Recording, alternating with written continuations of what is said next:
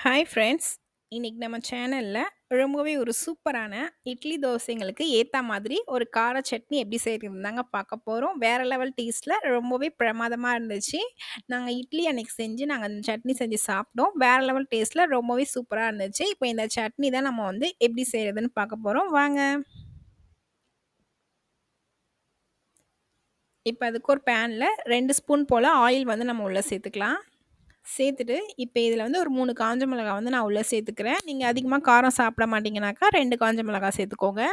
கொஞ்சமா வந்து இஞ்சி வந்து கட் பண்ணி அத உள்ள சேர்த்துருக்கேன். சேர்த்து இப்ப இத வந்து நல்லா வந்து காஞ்ச மிளகாவையும், இஞ்சியும் வந்து வதக்கி குடுத்துக்கலாம். நம்ம ஃபர்ஸ்ட்டு இஞ்சி சேர்க்கிறது அந்த இஞ்சியோட பச்சை வாசனை போகணுங்கிறதுக்காக தான் ஃபர்ஸ்ட்டு இஞ்சி சேர்த்துக்கிறோம். இப்ப இது நல்லா கொஞ்சம் வதங்குனதுக்கப்புறம், இப்ப இதில நான் ஸ்லைஸ்டு ஆனியன் வந்து நான் கட் பண்ணி எடுத்திருக்கேன். அதையும் வந்து நம்ம உள்ள சேர்த்து நல்லா வதக்கி எடுத்துக்கலாம். வெங்காயம் எந்த அளவுக்கு நீங்க வதக்குறீங்களோ, அந்த அளவுக்கு வந்து நல்லா டேஸ்ட்டா இருக்கும். வெங்காயம் சீக்கிரம் வதங்குறதுக்காக கொஞ்சமா கல் உப்பு சேர்த்துக்கலாம். சேர்த்து இப்ப இத நல்லா நம்ம வந்து வதக்கி எடுத்துக்கலாம். பச்சை வாசனை போற அளவுக்கு வெங்காயத்தையும் நல்லா வதக்கிக்கோங்க. நம்ம சேனல புதுசா பார்க்குறீங்கன்னா, நம்ம சேனல சப்ஸ்கிரைப் பண்ணி வச்சு பார்த்துக்கோங்க. இப்ப வந்து கொஞ்சமா ஒரு கைப்பிடி அளவு புதினாவையும் வந்து நான் உள்ள சேர்த்துருக்கேன். சேர்த்து இப்ப இதையும் வந்து நம்ம நல்லா வந்து வதக்கி எடுத்துக்கலாம். இப்ப இதில ஒரு 3 தக்காளி பழம் வந்து நான் உள்ள சேர்த்துருக்கேன். நல்லா பழமான தக்காளியா பார்த்து சேர்த்துக்கோங்க. சட்னி நல்லா டேஸ்ட்டா இருக்கும்.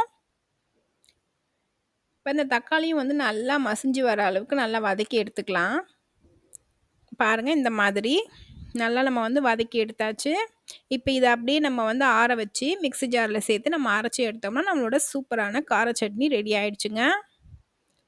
பாருங்க இந்த மாதிரி நான் நல்லா வந்து அரைச்சு எடுத்துருக்கேன். இந்த சட்னிக்கு நமக்கு தாளிப்பே தேவை கிடையாது. அப்படியே சாப்பிட்டாலும் வேற லெவல் டேஸ்ட்ல இருக்கும். நாங்க அன்னைக்கு இட்லி செஞ்சு சாப்பிட்டோம். நீங்களும் கண்டிப்பா அந்த ரெசிபி ட்ரை பண்ணி பார்த்துட்டு எப்படி இருந்துச்சுன்னு சொல்லி மறக்காம கமெண்ட்ல சொல்லுங்க. இந்த ரெசிபி புடிச்சிருந்தா மறக்காம நம்ம சேனல சப்ஸ்கிரைப் பண்ணி வச்சு பார்த்துக்கோங்க. இதே மாரி அடுத்த ஒரு ரெசிபியோட நான் பார்க்குறேன். தேங்க்ஸ் ஃபார் வாட்சிங்.